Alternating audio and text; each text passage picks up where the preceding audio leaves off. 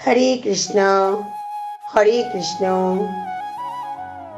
বিভূতি যোগের ৩৫ নম্বর শ্লোকে ভগবান বললেন,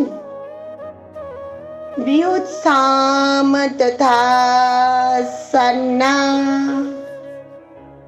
গায়ত্রী ছন্দসামহ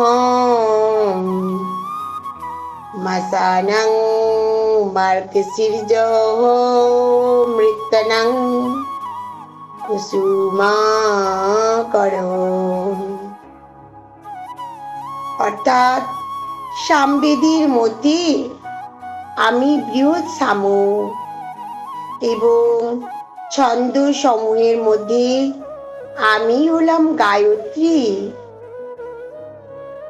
মাস সমূহের মধ্যে আমি অগ্রহায়ণ এবং ঋতুদের মধ্যে আমি বসন্ত। তাই সমস্ত কিছুর বৃহৎ সাম স্বয়ং ভগবান নিজেই।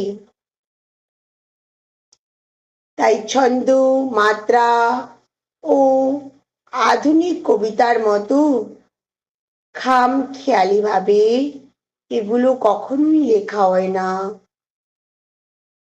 সুসংবদ্ধ কবিতার মধ্য দিয়ে গায়ত্রী মন্ত্র হলো শ্রেষ্ঠ, যা সুযোগ্য ব্রাহ্মণেরা গেয়ে থাকেন। শ্রীমদ্ ভাগবতে এই গায়ত্রী মন্ত্রের উল্লেখ করা হয়েছে।